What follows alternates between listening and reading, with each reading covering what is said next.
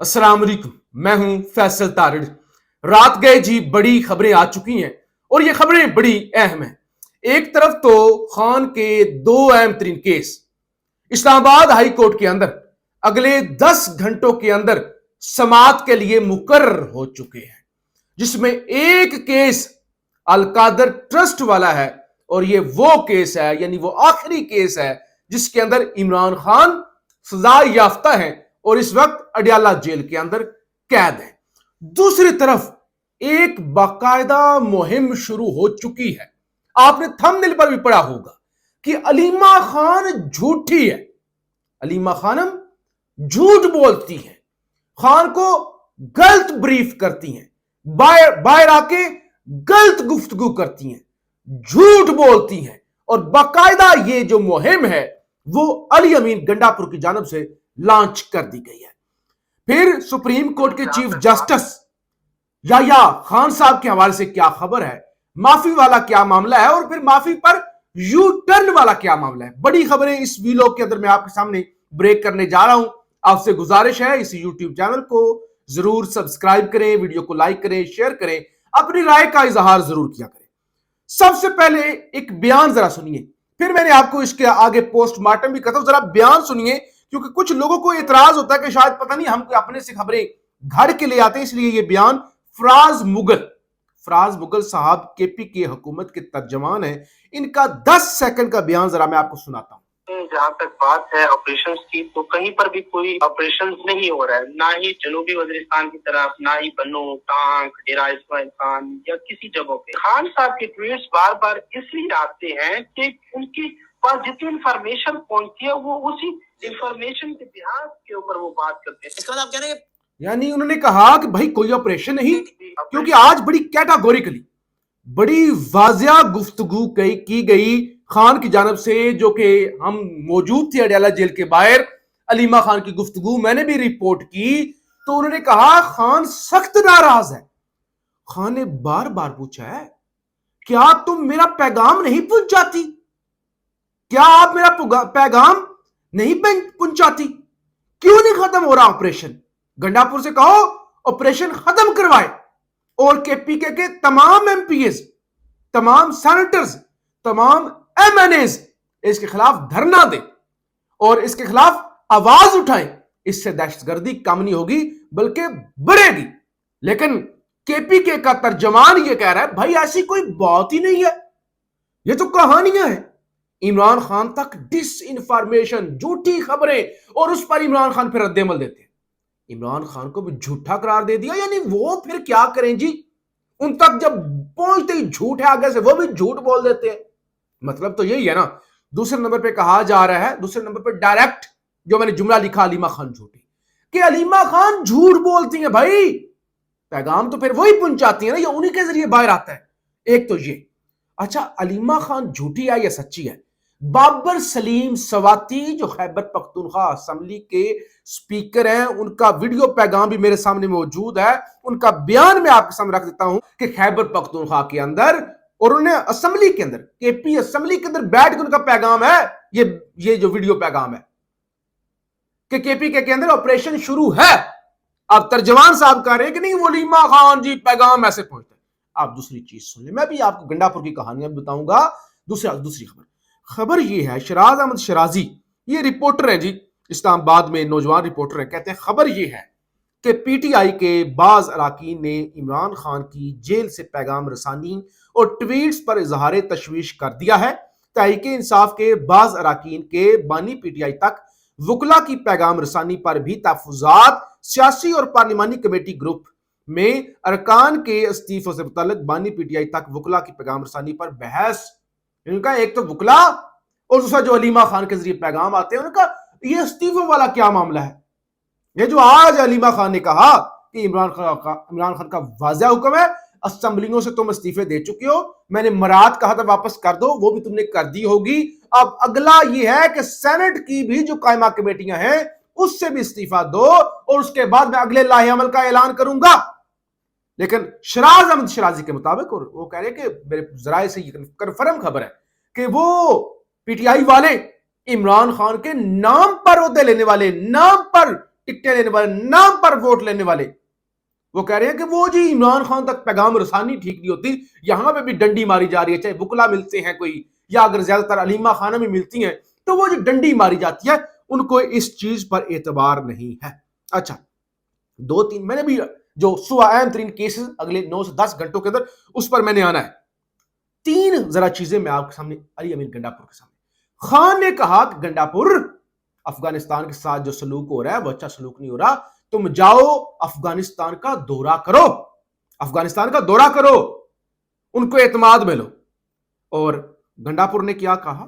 گنڈاپور نے کہا وہ جی میرا تو پاسپورٹ ہی بلاک ہے, میں کیسے جاؤں دوسرے ملک, میرا تو پاسپورٹ ہی بلاک ہے. اب خان نے کہا گنڈاپور مجھ سے ملتے کیوں نہیں ہو, مجھ سے ملو. اب خبر سن لیں. شراب اور اسلحہ برآمدگی کیس میں علی امین گنڈاپور کے وارنٹ گرفتاری جاری, سیشن عدالت کا گرفتار کر کے 17 ستمبر کو پیش کرنے کا حکم. تو بس وہ ادھر سے نکل گئے, وارنٹ گرفتاری نکل گئے. بھائی وہ گنڈاپور پر کیسے آئے؟ وہ تو بیچارہ جو ہے وہ وارنٹ نکلے ہوئے ہیں, تو پھر گنڈاپور کرے یا کیا نہ کرے. اب تیسری خبر سن لیں. زبیر علی خان سینئر صحافی ہیں, رپورٹر ہیں, بڑے نوجوان رپورٹر, انہوں نے ایک سٹوری بریک کی ہے. کہتے ہیں کہ خیبر پختونخوا کی جیل میں 9 مئی کیس میں سزا یافتہ ایک قیدی کے بھائی کا انتقال ہوا ہے. پوری پارٹی نے پیرول پر رہائی کا زور لگایا, لیکن علی امین گنڈاپور نے عمران خان کے وفادار ورکر کی پیرول پر رہائی نہ ہونے دی. وزیر اعلیٰ کے مطابق پیرول پر دستخط ڈپٹی کمشنر نہیں کر رہے. اگر ایک ڈی سی وزیر اعلیٰ سے طاقتور ہے تو پھر علی امین کرسی چھوڑ کیوں نہیں دیتا؟ علی امین پی ٹی آئی کے ورکرز کو ایک بنیادی ریلیف دینے سے قاصر ہے اور فوج کی سہولتکاری میں مریم نواز کے پیچھے چھوڑ دیا. یہ زبیر علی خان کہہ رہے ہیں کہ ایک ورکر یعنی علی امین گنڈاپور بجائے پی ٹی آئی کا حمایتی بننے کے, خان کا وفادار بننے کے, خان کا دشمن بن چکا ہے. اس وقت صورتحال یہ بنی ہے. دوسری طرف آج بڑے اچھے ویژول تھے اڈیالہ, میں بھی موجود تھا, آپ کو سارا دن اڈیالہ سے رپورٹ مسلسل ہم کرتے ہیں. پہنچے بیرسٹر گور وہاں پہ, اور انہوں نے صحافی طیب بلوچ سے معافی مانگی, اور اس سے پہلے وہ افضل بٹ صاحب جو پی ایف یو جے کے صدر ہیں ان کے پاس پہنچے, ان سے بھی انہوں نے کہا کہ آپ جو احتجاج کر رہے ہیں میں آپ سے معافی مانگتا ہوں, ہماری طرف سے آئندہ کوئی ایسی شکایت نہیں آئے گی کسی صحافی کے ساتھ بدتمیزی یا تشدد, اگر اس نے بدتمیزی کی بھی صحافی نے جو بھی کیا ہماری طرف سے کوئی رد عمل نہیں آئے گا. پھر یہ بڑے دل کا معافی مانگنا کوئی چھوٹی بات نہیں ہوتی, اگرچہ لوگ بیرسٹر گور پر تنقید کریں, لیکن انہوں نے اچھا کیا. ایک فضول ایشو, ایک فضول چیز, اس کے پیچھے وہ بھی روز صحافی بھی پہنچا ہوتا ہے, تماشا بنا ہوتا ہے, تو انہوں نے جا کے صحافی کو بھی گلے لگایا, معافی مانگی. بھائی تمہارے شکوے گلے جو بھی ہیں تم کرو, تم جیسی زبان استعمال کرو, ہم معافی مانگتے ہیں. اب معافی مانگ لی, طیب بلوچ صاحب یو ٹرن لے گئے. طیب بلوچ صاحب کے نئے مطالبے سامنے آ گئے. انہوں نے کہا انتظار پنجوتھا نہیں پنجوتھا, وہ میرے خلاف کیمپین چلا رہے ہیں, ایف آئی آر میں نے دی ہوئی, اور وہ ایف آئی آر پہلے آئی 5 دفعات آلریڈی اس پہ لگی ہوئی تھی, اب 780 کی یعنی دہشت گردی کی دفعات بھی لگا دی گئی ہیں, وہ بھی پینسل کے ساتھ الگ سے, کہ آپ بھائی 780 یعنی تھپڑ پڑنا جو ہے نا صحافی کو, وہ بھی دہشت گردی کے زمرے میں آتا ہے. ایک طرف صحافیوں پر پیکا لگتا ہے, دوسری طرف یہ زمرے میں آتا ہے. اور وہ کہتے ہیں کہ اب وہ انہوں نے کہا, طیب بلوچ نے کہا وہ یار اصل میں مسئلہ یہ ہے کہ مجھے دھمکیاں آتی ہیں, واٹس ایپ گروپوں کے اندر میرا نمبر ڈالا ہوا ہے, تو وہ اس کی بھی تحقیقات کروائی جائیں گی. اور یعنی طیب بلوچ نے ایک اور نیا بہانہ تراش لیا. حالانکہ جب کوئی معافی مانگ لیتا ہے نا, بات ختم کر دیتا ہے, تو پھر بڑے ظرف کا مظاہرہ کرتے ہیں اور آگے بڑھتے ہیں. لیکن ظاہر ہے جب مقصد تماشا لگانا ہو تو پھر کیا خاص.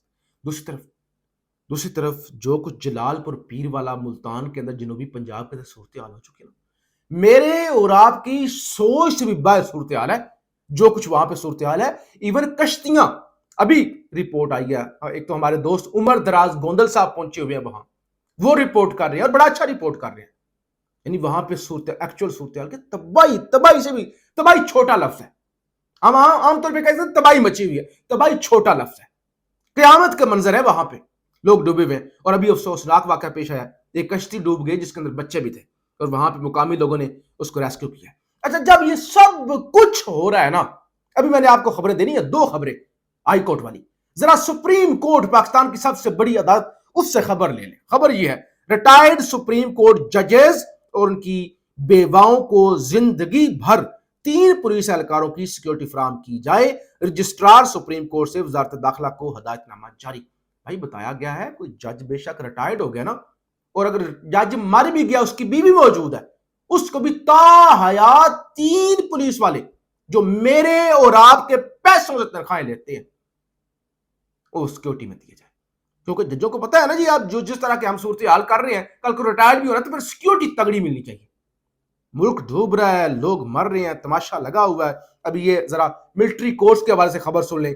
نعیم پنجوتا صاحب کہتے ہیں کہ احسان نیازی نے ملٹری کسٹڈی ملٹری کورٹ کے تمام کاروائی اور کورٹ مارشل کی کو لاہور ہائی کورٹ میں چیلنج کر دیا. مجھے ملٹری کسٹڈی میں دینے، ملٹری کورٹ کی تمام کاروائی، کورٹ مارشل کی کاروائی کو کالعدم کرا دیا جائے، لاہور ہائی کورٹ جیل سے رہا کرنے یا انسداد دہشت گردی عدالت کے سامنے پیش کرنے کا حکم دیا جائے. لیکن لاہور ہائی کورٹ کی کہاں اتنی جرت کہ وہ اس حد تک جو ہے وہ جا سکے. اب 2 خبر یہ ہے، ایک تو عمران خان نے درخواست دی تھی کہ ریاستی ادارے، نیب، ایف آئی اے، یہ دیگر ادارے، یہ انہوں نے ان کی 6 مئی 2023 کی درخواست تھی.